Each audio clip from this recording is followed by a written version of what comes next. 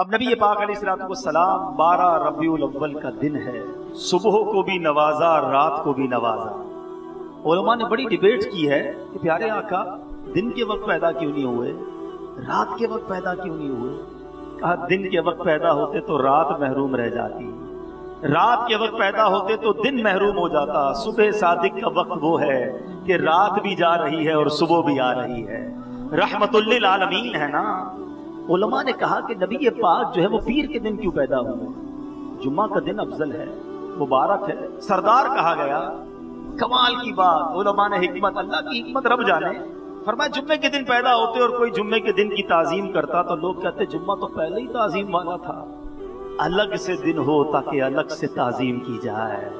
تجھے یک نے یک بنایا، تجھے یک نے یک بنایا۔ اور پوچھو اعلیٰ حضرت سے، پیر کو دن کو فارسی میں کہتے ہیں دوشنبہ، اعلیٰ حضرت کہتے ہیں واقعی جمعے کا دن بڑا عبادت والا ہے، بڑی رحمت والا ہے، گناہگاروں کی بخشش والا ہے۔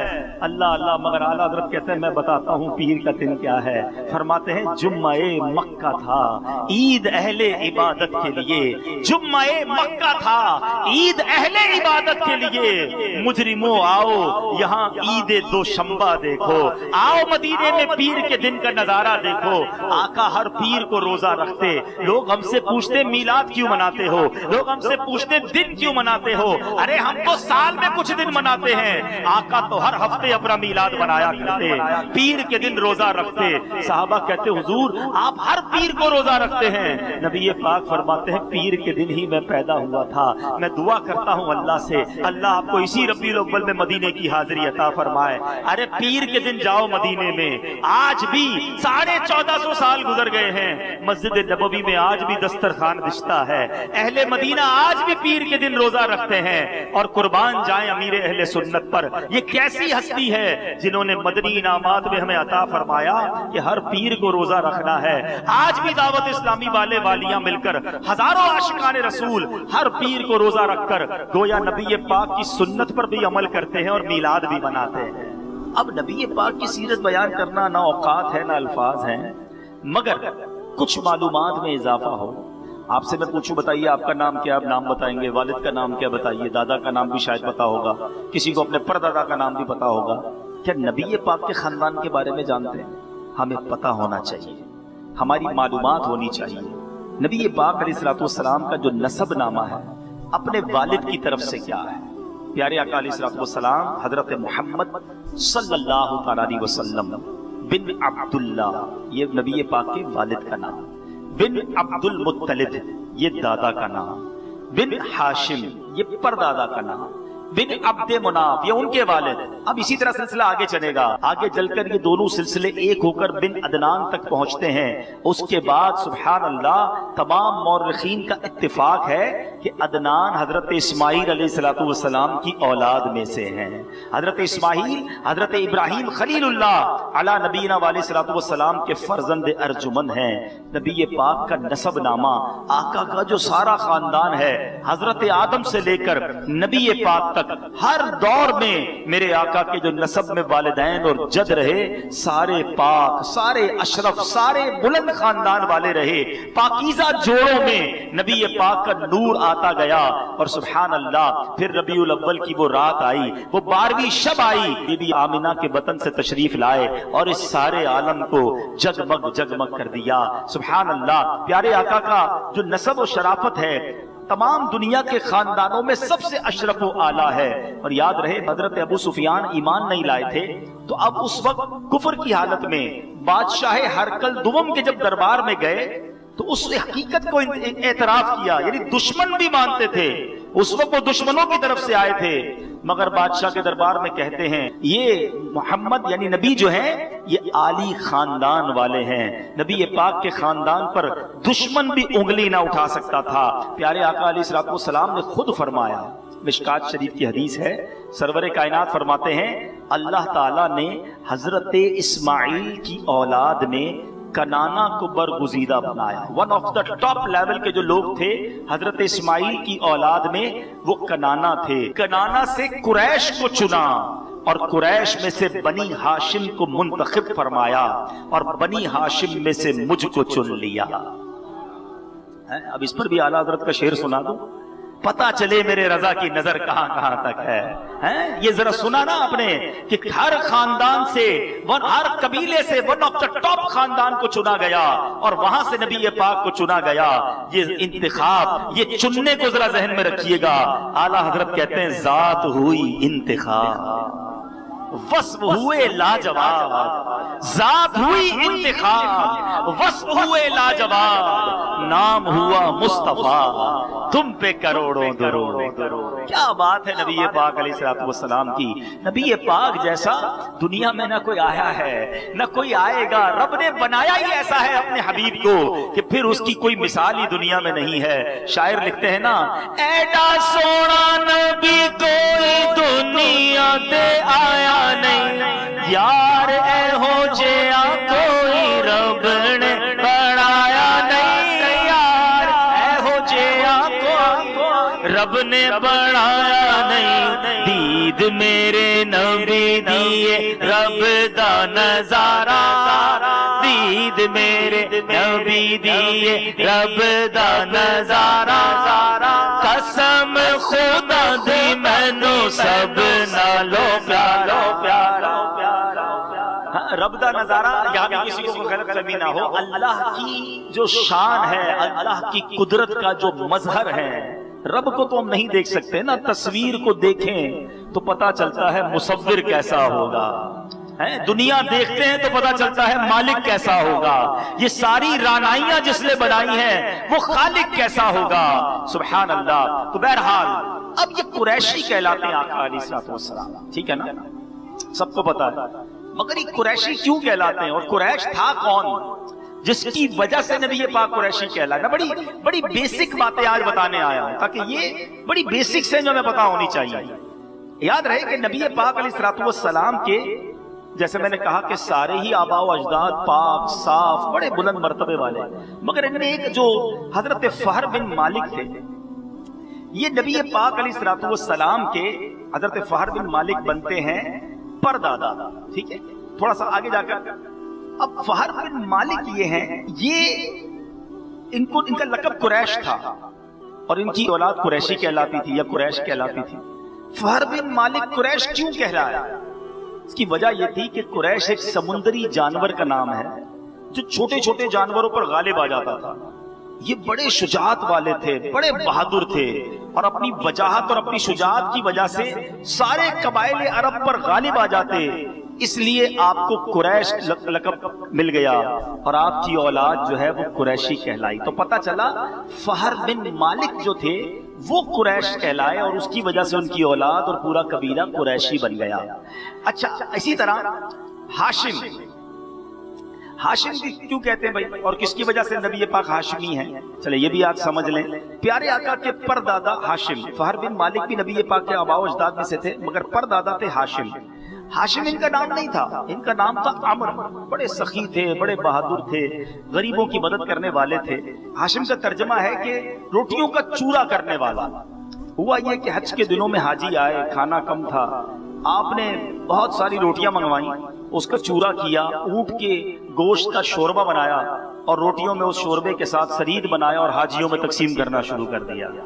نبی پاک کا سارا گھرانہ ہی سخی ہے، جو تم سے نہ مانگوں تو پھر کس سے مانگوں، آقا تمہارا تو سارا گھرانہ سخی ہے۔ تو اب یہ جو ہاشم تھے جن کا نام عمر تھا، ان کا نام اس وجہ سے روٹیوں کا چورا کر کے حاجیوں میں تقسیم کرنے کی وجہ سے ہاشم پڑ گیا اور آپ کی اولاد جو ہے وہ پھر ہاشمی کہلائی۔ تو پتہ چلا کہ ہاشمی اور قریشی جو نبی پاک کو کہا جاتا ہے اس کے پیچھے کیا وجہ ہے۔ عبد المطلب یہ نبی پاک علیہ الصلوۃ والسلام کے دادا، ٹھیک ہے، اور ان کا اصلی نام شیبہ ہے۔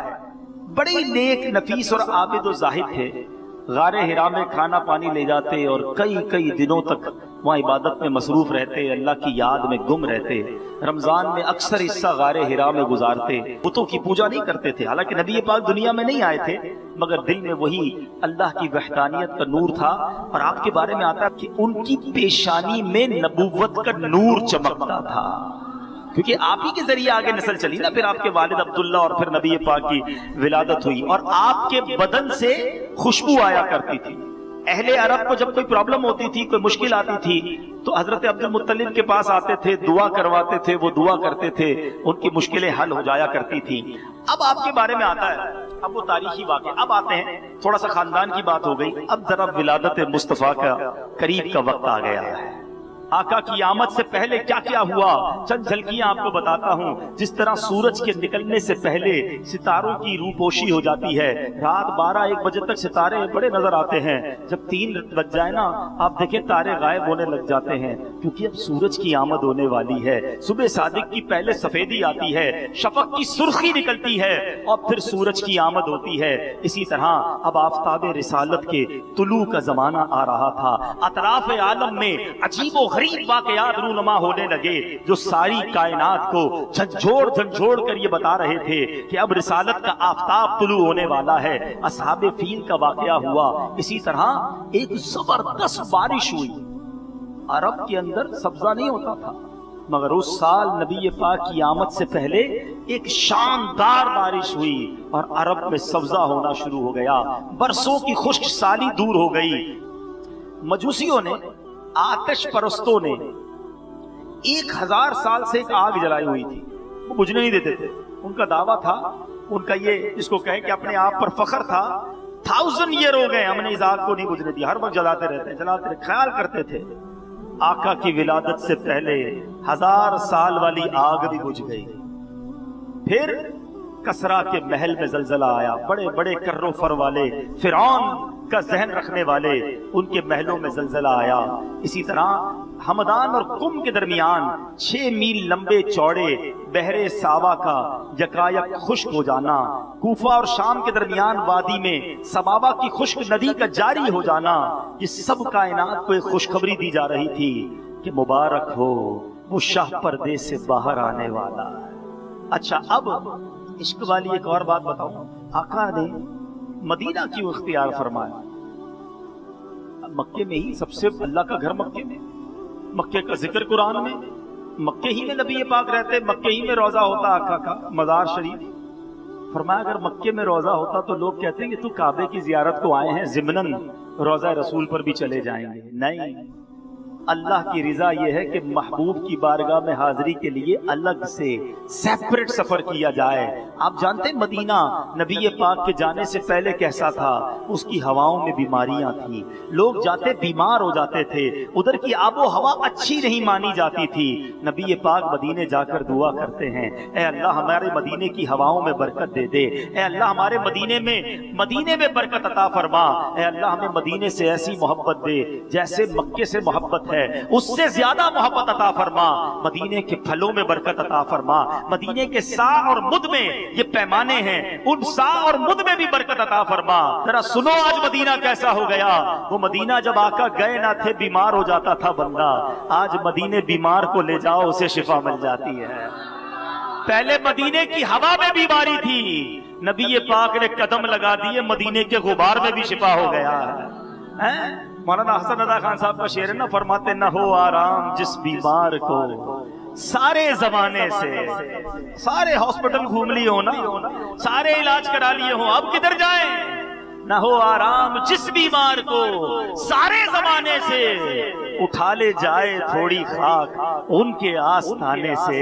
ارے نبی پاک کا در تو آج گناہوں کی بھی شفا ہے اور جسمانی بیماریوں کو بھی شفا ہے۔ اللہ اکبر۔ اب آقا دنیا میں تشریف لاتے ہیں، بچپن کے واقعات بھی بہت سارے ہیں، جی تو چاہ رہا ہے میں بیان کرتا جاؤں، میری عمر اسی کام میں صرف ہو جائے۔ ابھی تو ولادت سے پہلے کی باتیں ہوئی ہیں، کچھ ولادت کے بعد کی باتیں کروں، کچھ بچپن کی باتیں بتاؤں، کچھ اعلان نبوت سے پہلے کا ذکر کروں، غار حرا میں پہلی وحی کی کچھ بات کریں اور اس کے بعد جو زندگی ہے اس پر بات کریں۔ مگر ظاہر ہے ہر اجتماع کا ایک وقت ہوا کرتا ہے، ہم تو بس اپنی حاضری ہی لگاتے ہیں، مگر نبی پاک کی سیرت کا وہ پیارا پہلو کہ نبی پاک جب بچپن میں جھولے میں تھے، گہوارے میں تھے۔ اچھا، نبی پاک کی سیرت کا یہ اتنا خوبصورت پہلو ہے، حضرت عباس جو ہے نا، یہ پیارے آقا کے چچا ہیں، یہ بہت دیر میں مسلمان ہیں، ٹھیک ہے، جب آگے جا کے مسلمان ہوتے ہیں نا تو کہتے ہیں حضور بات یہ ہے کہ میں جو آپ پر ایمان لایا ہوں نا، اس کا ایک سبب یہ بھی ہے کہ جب آپ جھولے میں تھے نا، میں نے بچپن میں آپ کو دیکھا تھا، آپ جب گہوارے میں ہوتے تھے، اب جدھر انگلی کا اشارہ کرتے تھے چاند ادھر چلے جایا کرتا تھا. اچھا یہ بڑی ایمان افروز بات ہے، مگر میں اس سے بھی زیادہ خوبصورت بات بتانے جا رہا ہوں. میں اور آپ بھی چھوٹے رہے ہیں، ہم نے بچپن میں پتہ نہیں کیا کیا کیا ہے. آپ سے کوئی کہے آپ جھولے میں یہ کرتے تھے، 1 سال کے تھے تو تم نے یہ کیا تھا، ہم شرمندہ ہو کے کہتے ہیں اچھا بھائی کیا ہوگا یار، اب ذرا عزت رکھ لو، سب کے سامنے نہیں بتاؤ. بچپن میں پتہ نہیں کیا کیا کیا، کس کو یاد ہے؟ 1-2 سال کی گہوارے کی باتیں. مگر میرے آقا کی شان دیکھو. آقا فرماتے میرے چچا ہاں میں جدھر اشارہ کرتا چاند ادھر جاتا، بلکہ چاند مجھ سے باتیں کرتا تھا، میں اس سے باتیں کرتا تھا. وہ میرا دل بہلاتا تھا. میں اللہ کی بارگاہ میں چاند کے سجدہ کرنے کی آواز سنتا تھا. یہ احادیث کا مضمون میں نے آپ کو بیان کیا. آقا کو اس وقت کی باتیں بھی یاد ہیں. اور سبحان اللہ میرے آقا کو ایسا کمال ملے اور رضا کا قلم خاموش رہ جائے، یہ کیسے ہو سکتا ہے؟ وہ لکھتے ہیں چاند جھک جاتا جدھر انگلی اٹھاتے مہد میں، مہد کہتے ہیں جھولے کو، چاند جھک جاتا جدھر انگلی اٹھاتے مہد میں. کیا ہی چلتا تھا اشاروں پر کھلونا نور کا. اللہ کے حبیب کو کھلونا چاند عطا کیا گیا تھا، تو سوچو پھر کیسے اختیارات عطا کیے ہوں گے. تو بہرحال میرے بیچ اسلامی بھائیوں، آج جو بیان کرنے کا میرا مقصد تھا، میں ساری باتیں بیان نہیں کر سکتا، مگر کچھ چیزوں کو ہائی لائٹ کرنے آیا ہوں، آپ کے دلوں کے دروازے پر دستک دینے آیا ہوں. بتاؤ مجھے کتنا لطف آیا، کتنا سیکھنے کو ملا. نبی پاک کے خاندان کے بارے میں بھی پتا چلا، آقا کے جو خاندان کے لقب ہے ہاشمی قریشی، اس کے بارے میں بھی پتا چلا. اب مجھے بتاؤ یہ سب باتیں پہلے نہیں پتا ہونی چاہیے تھی؟ ہمیں سیکھنا چاہیے. اور خاص طور پہ میں ایک دعوت دینے آیا ہوں کہ ربیع الاول کے مہینے میں خدا را 30 دن دے دو، نبی پاک کی سیرت کو پڑھ لو. مرنے سے پہلے ایک بار تو جان لو کہ جس کا میں امتی ہوں ان کی حیات میں کیا کیا ہوا، کیا ان کی عادتیں تھیں، وہ دکھتے کیسے تھے، وہ بولتے کیسے تھے، ان کا انداز کیا تھا، ان کی عادتیں کیا تھیں، وہ اخلاق ان کے کیسے تھے، ان کی زندگی میں کیا کیا پیچ و خم آئے. ہم نہیں جانیں گے تو کون جانے گا؟ تو ایک مہینہ کچھ دن کچھ گھنٹے روز کے آدھا گھنٹہ نکالیں. میں کتاب کا نام بھی آپ کو بتا دیتا ہوں، میں اسی کتاب سے بیان کیا ہے. کتاب کا نام ہے سیرت مصطفیٰ، ایک ہی جلد میں کتاب ہے، اور یہ حضرت عبد المصطفیٰ اعظمی صاحب نے لکھی ہے. مکتبۃ المدینہ سے آپ کو مل جائے گی. آپ خرید نہیں سکتے، بغیر پیسوں کے انٹرنیٹ سے ڈاؤن لوڈ کر لیں دعوت اسلامی کی ویب سائٹ. ہمیں پیسے نہیں چاہیے، ہمیں آپ کو علم سکھانا ہے، نبی پاک کی سیرت دل میں اتارنی ہے. کیونکہ وہ دل میں اتر گئی نا، اور یہ پڑھا ہوا ہوگا، یاد ہوگا، تو جھوٹ بولنے سے پہلے خیال ہو جائے گا کہ آقا تو سچ بولتے تھے. لڑائی جھگڑا کرنے سے پہلے خیال ہو جائے گا کہ سلام اس پر کہ جس نے گالیاں سن کر دعائیں دی. آقا تو دعائیں دیتے، ہم لڑنے نکلے، ہم جھگڑنے نکلے. دھوکہ دیتے وقت خیال آ جائے گا کہ نبی پاک تو فرماتے من غش فلیس منا، دھوکہ دینے والا ہم میں سے نہیں، میں کیسے دھوکہ دے سکتا ہوں. نماز چھوڑتے وقت خیال آ جائے گا کہ نبی پاک کا امتی ہوں، اور آقا فرماتے قرۃ عینی فی الصلاۃ، نماز میں میری آنکھوں کی ٹھنڈک ہے، کیسے نماز چھوڑ دوں. میں دوسرا تحفہ آپ سے آج یہ چاہتا ہوں، میں نہیں چاہتا، نبی پاک کے لیے تحفہ ہم نے تیار کرنا ہے، اور وہ تحفہ جو آقا کو بہت پسند ہے. خود نبی پاک فرمائیں قرۃ عینی فی الصلاۃ، سب پکی سچی نیت کر لو، کچھ بھی ہو جائے آج کے بعد ہماری کوئی نماز قضا نہیں ہوگی. ایسا نہیں، ایسا نعرہ لگائیں کہ شیطان بھی ادھر سے دور بھاگ جائے. آج کے بعد ہماری کوئی نماز قضا نہیں ہوگی، نبی پاک کی سنت کے مطابق زندگی گزاریں گے، حرام روزی کے قریب بھی نہیں جائیں گے، جھوٹ نہیں بولیں گے، کبھی کسی کو دھوکہ نہیں دیں گے، نبی پاک کے سچے امتی بن کر مسلمانوں کی خیر خواہی کریں گے. سب کا خیال رکھو یار، تھوڑی سی زندگی ہے، اس کو تنگ کرنا، اس سے لڑائی کرنا، اس پر ظلم کرنا، پڑوسی پریشان، یہ مسلمان والی زندگی نہیں. بزرگ کہتے ہیں نا سب کا بھلا سب کی خیر، سب کے بھلے میں اپنی خیر. آپ سب کا بھلا سوچے، آپ کا ویسے ہی بھلا ہو جائے گا. جو دوسروں کا برا سوچتا ہے نا اس کا ویسے ہی بیڑا غرق ہو جاتا ہے. تو انشاءاللہ نبی پاک کی سیرت پڑھیں اور اس پر عمل کریں. ایک بڑا ایمان افروز واقعہ، بنی اسرائیل میں ایک شخص تھا اور وہ 200 سال تک، اس کی عمر بہت طویل تھی، 200 سال تک وہ اللہ کی نافرمانی کرتا رہا. 200 years جب وہ مر گیا تو ویسے ہی سارے معاشرے میں وہ بڑا گناہگار، بڑا جس کو آپ کہیں کہ بدکار مشہور تھا. لوگوں نے کہا اس کی کیا تجہیز کرنی، اس کو کیا کفن دینا، اس کو کیا قبر دینی. اٹھایا اور اس کو کچرے کے ڈھیر پر پھینک دیا کہ ایسا نافرمان مرا کہ جان چھوٹی. اب وہ کچرے کے ڈھیر پر ڈال کر آ گئے. اللہ عز و جل نے حضرت موسیٰ علیہ السلام پر وحی بھیجی کہ اے موسیٰ آپ جائیں اور اس کی نماز جنازہ ادا کریں. ذرا غور کریں، اللہ کے نبی جس کی جنازے کی نماز ادا کریں، وہ تو بخشا ہوا آدمی، مقبول اللہ کی بارگاہ میں. ایک طرف 200 سال کے گناہ ہیں اور لوگوں نے ان نافرمانیوں کی وجہ سے کچرے کے ڈھیر پر پھینک دیا. حضرت موسیٰ علیہ السلام نے کہا یا اللہ حکم تیرا ہے حاضر، مگر بنی اسرائیل کے لوگ تو کہتے ہیں 200 سال تیری نافرمانی کی ہے، اتنے گناہ ہیں اس کے.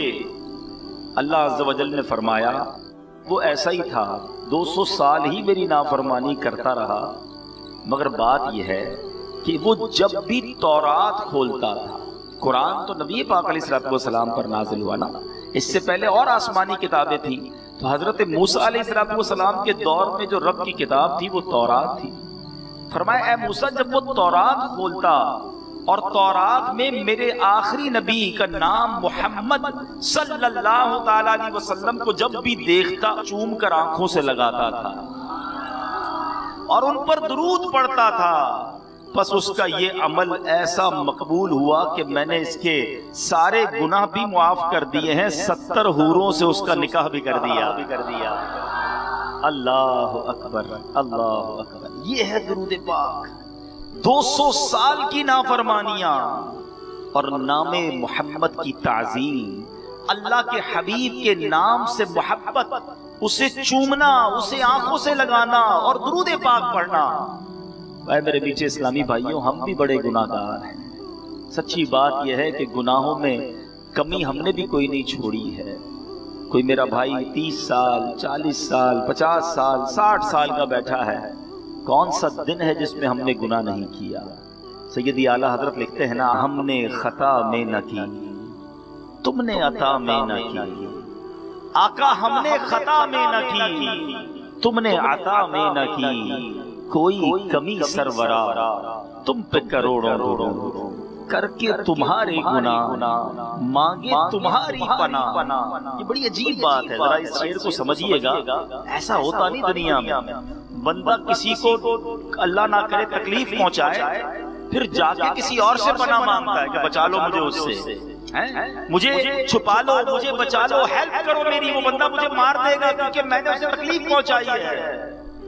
مگر آقا کا دربار وہ ہے کہ کر کے تمہارے گناہ مانگے تمہاری پناہ، تم کہو دامن میں آ تم پہ کروڑوں درود. اور ایسے مجرم ہے کہ ہمیں کون پالتا، ہمیں کون رکھتا، گندے نکمے کمی مہنگے ہوں کوڑی کے تین، کون ہمیں پالتا. آقا تم پہ کروڑوں درود. نبی پاک کے سوا کون ہے جو ہمیں نبھاتا، ورنہ ہم جیسے ناقص ناکارہ اور گناہگار تو مارے جاتے. اب درود پاک ایک ایسا وظیفہ ہے، اگر اس کو حرز جاں بنا لیا جائے، اس کو زندگی کا دستور بنا لیا جائے، چلتے پھرتے اٹھتے بیٹھتے درود پاک پڑھتے رہیں. نبی پاک ہمارے آقا بھی ہیں، ہمارے محسن بھی ہیں، ہمارا سب کچھ ہے، ہمارا مان بھی ہے، ہماری جان بھی ہے اور ہمارا ایمان بھی ہے. مگر ایک بڑا پرابلم یہ ہو گیا ہے، یقیناً ایمان تو کمپلیٹ ہی نہیں ہوگا نبی پاک سے محبت کے بغیر. شاعر لکھتے ہیں نا، محمد کی محبت دین حق کی شرط اول ہے. یہ بڑی گہری بات ہے. which condition is very first؟ سب سے پہلی کنڈیشن کیا ہے؟ دیکھیے، لا الہ الا اللہ کہنے والے تو بہت سارے ساری دنیا میں، اللہ ایک ہے، بہت سارے مذہب کے لوگ کہتے ہیں، مسلمان نہیں ہے وہ. تو پتا چلا کہ محمد الرسول اللہ صلی اللہ تعالی علیہ وسلم کوئی نہ کہے دل کی تصدیق کے ساتھ، نبی پاک کو اللہ کا نبی اور آخری نبی نہ مانے اور محبت رسول دل میں نہیں، وہ مسلمان نہیں ہے. یاد رکھیے گا، منافقین بھی تو تھے، مکے میں بھی تھے، مدینے میں بھی تھے، نبی پاک کے دور میں تھے، کلمہ بھی پڑھتے تھے، صرف کلمے سے بھی ایمان نہیں ہوگا، کلمہ پڑھے اور دل میں عشق رسول نہیں، دشمنی ہے، بغض ہے، وہ بھی ایمان والا نہیں ہے۔ محمد کی محبت دین حق کی شرط اول ہے، اسی میں ہو اگر خامی تو سب کچھ نامکمل ہے۔ تو یہ بڑی امپورٹنٹ بات ہے۔